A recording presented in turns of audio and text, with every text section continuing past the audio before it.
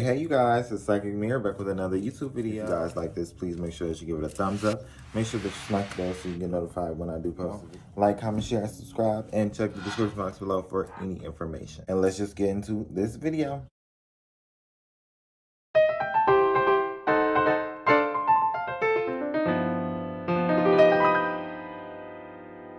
So you guys, somebody recommended this to me and I thought it would be cool to do. So I said, you know what, why not? So I'm going to be answering your most frequently asked questions. I will link the person right there who, wanted me to do this video, so you can follow her on Instagram. And we're just going to get into this. The first one was, how did I start my spiritual journey?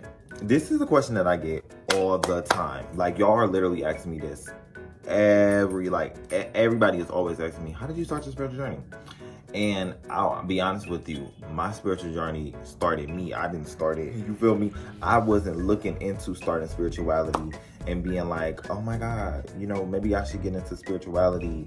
No, it definitely started me because it felt like an awakening on many different levels. I didn't just go through one thing that started my spiritual journey. I know that I went through seeing spirits, to wanting to open up my third eye, to, communicating with my spirit guides, and just a whole bunch of other stuff, and noticing that I have magical abilities and psychic abilities and whatever the case may be. Like, I just always knew that I was tapped into some other dimension. So I would say that I was always starting in my spiritual journey. It was nothing that was like, how can I start doing this? I mean, some things I looked at it and I was like, how can I start doing it? But for the most part, I was already just naturally drawn to everything and naturally in tune with it. Like, I was a natural empath. I am still a natural empath. Natural, all of that. Like, you know what I mean? It never was like, to me, where I felt like I needed to force myself to be in anything, It would just always felt natural with everything. Like, I was always just guided to, looking at spiritual people and taking notes and looking at angel numbers. Like, man, I used to see angel numbers all the time. I remember I used to see 1111 all the time, you guys, when I was like little. I used to see angel numbers. Like, that was nothing for me that I would never not see. Like, I still see them back to back to this day. Like, you guys, I literally was seeing angel numbers. And I remember this one time I was at my grandfather's house, and on the clock, I was just looking, it changed to 11:11. I still remember this so vividly. And I think I was watching Matilda that night, or the night before or something. And the 11:11 on the clock was just, I was staring at it so freaking hard. Like, I was looking at it. And I was like, what is this number telling me? I don't think at the time that I was able to look it up because we didn't have internet, and I don't think I had a phone or anything. So when I seen it, I was so curious about it. Like, I was really curious about it, but I don't think I ever looked it up. Like, I was looking at the number like 11:11. And I think I pointed it out to one of my cousins or something. I swear I did. I remember, when you remember stuff, it just start hitting you. But I think I do remember pointing it out to somebody one time. But yeah, honestly, my spiritual journey started me. I didn't really I don't know, everybody always asks me that question. How did you start your spiritual journey? Girl, it started me.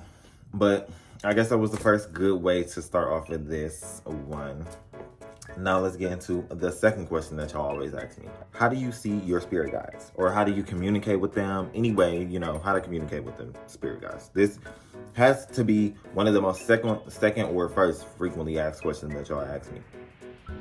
And to be honest, when it comes to really seeing your spirit guides, this is something personal. This is personal. I can tell you how I started communicating with my spirit guides, but my way is not going to be your way. It's not going to be your way. But I'll give you some ways on how you can communicate with your spirit guides or whatever. Some people like to set up an altar. Some people like to just meditate. That's what I did. I meditated, and I was just like, let me just... Because I remember seeing stuff about spirit guides. Like, growing into my spiritual journey, I would see people talking about spirit guides, and I would see spirit guides, not actually see them at the time, but I would see information on them. And I'm like, okay, this is interesting. So I remember this time that I meditated. This was the first time that I ever fully seen them. This was the first time. So I was meditating, and all of a sudden, because I remember I was just like, I want to see y'all. I'm ready to see y'all. And I was doing this some nights on a row, actually. I remember I was doing this nights on a row, and it failed to work. until just this one night where my third eye, I felt it pop open. And I was doing a meditation on that, and that motherfucker was just like, whoa. And I started seeing like eyeballs and faces and stuff. And that night, I could not go to sleep. I ended up having to force myself to go to sleep. But I was seeing just faces and everything around me, and I just remember looking in the clouds. Every day was like, why are you on Earth? It just felt like I didn't belong here because I was able to see my spirit guide. So I'm like, what? So I had to really ground myself during that time. Like, honestly, I had to really do a good ass grounding. But how you can see your spirit guides? Shoot, meditate. Work on decalcifying your third eye. Communicating with them is not always about telepathic communication. You can literally communicate with them through the angel numbers, through signs, symbols, people. They always talking to you through people. I'm telling you, they're always going to be talking to you through people.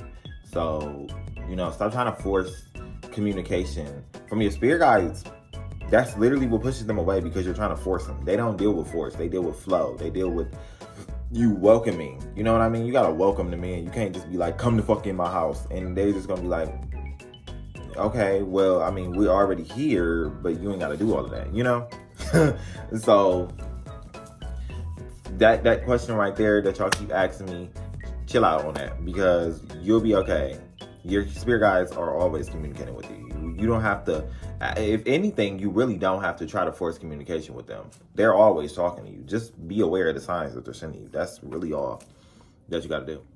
So the third question that y'all always seem to ask me is, how do you meditate? I know this might be this is kind of different from the other one, but not really.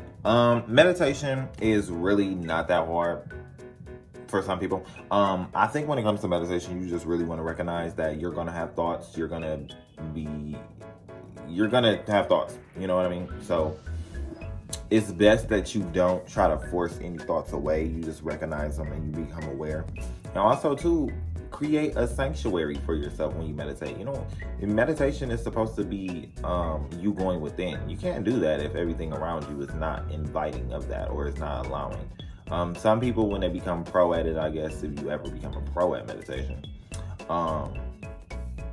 you can get like easier access to other dimensions and grounding yourself and not being disturbed by everything around you. But other than that, I think when it comes to meditation, honestly, you just want to give yourself space and time for you to grow in meditation. And then the fourth one, because I'm going to make these quick, to be honest with you.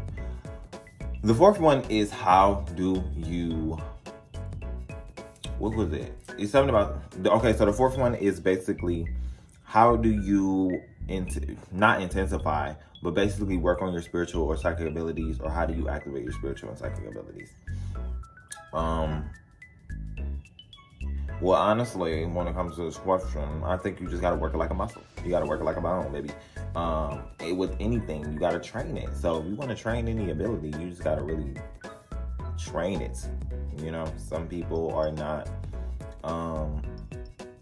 dominant within certain abilities, and that's okay. You just got to work towards training this ability so it can work for you. But other than that, I honestly feel like it should work out perfectly for you.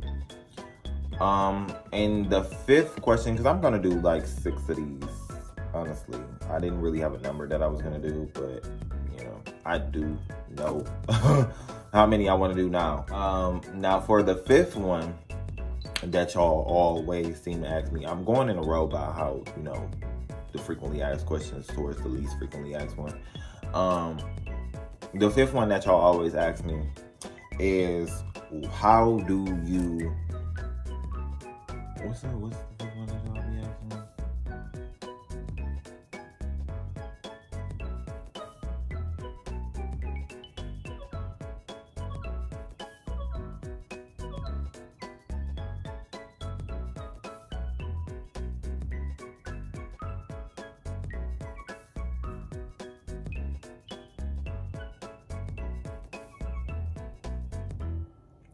How do you let go? Like, how do you actually detach? Like, I think it has to be one that y'all ask me a lot, because whenever I speak on detachment, or somebody be like, how do I let go? I just can't seem to let go. It's like I'm struggling to do this. That's your problem, because you keep saying that you're struggling. That is your problem right there, because, baby, you got to let go of that title. You're not struggling. Get that out of your vocabulary. How how do you let go? Well, this is my little take on it. This is just the truth and reality of it. To be honest with you, actually, I'm gonna give you the truth of the matter. You just gotta let go. You gotta remove emotions from things. So you gotta have a boundary with stuff. When you don't have an emotional boundary, or you don't have a boundary in general, you have a hard time letting go because you've created an attachment to it. You've now started to apply it to yourself so much. You didn't even apply it, baby. You honestly attached it to yourself so much that now you feel like it has become you and you cannot live without it. Whatever this is. When in actuality, you only need you. You don't really need this thing to try to fulfill you. Once you actually find fulfillment and happiness and peace within yourself, you let go, you detach, you remove it from your life, because now you're like, oh my gosh, I can actually have better for myself. You know, you recognize that as you continuously do this, and when things leave your life naturally that no longer vibrate at the same frequency as you, you become less, codependent and interdependent now, because that's what it's really about. You become interdependent of things, and now you recognize it for what it is, its value, its worth, and your value and your worth. You know what I mean? You're not trying to take away from anything because you become so much of a yes man. This is the problem, this is the issue. When you become a yes man all the time, you claim things that are not even necessarily to be claimed as yours. You claim these unhelpful affirmations, these debaucherous ass thoughts and everything that just does not serve you. So now you got to start taking and putting that power back into yourself. And then that's how you'll be able to let go. So recognizing your worth, to be honest with you. And also too, that everything comes and goes. And the sixth and last Q&A question. The sixth and last question that you guys have for me on my little Q&A, because I thought this was really cute, was how do you start your spiritual journey? So we're going to end it off with a good one. How do you start your spiritual journey? Your spiritual journey has already started if you're watching this. That's what I would say. Your spiritual journey has already started. Everybody's different. You honestly don't have to start your journey the other way. That's the way that somebody else started it. Spirituality 101 for beginners. Trust your intuition, trust yourself, and you got this. Don't force yourself on anything. You know what I mean? It's always going to be natural once you just go with the flow and you treat yourself as such and you treat everything as such. And if you are new and you never started your spiritual journey, and you just were guided to my channel and you were guided all the way to the end of this video, I really appreciate you. Somebody needed this message. As a beginner, do not try to do everything that you see on social media, everything that you see that everyone else is doing. It's okay to be a beginner and start somewhere. You don't have to immediately be casting these big spells or wanting to communicate with your spirit guides or wanting to do everything that they've grown into that. And so will you. But be patient with yourself. It's honestly, truly a virtue. And I'm here to grant you with that patience. I love you so much.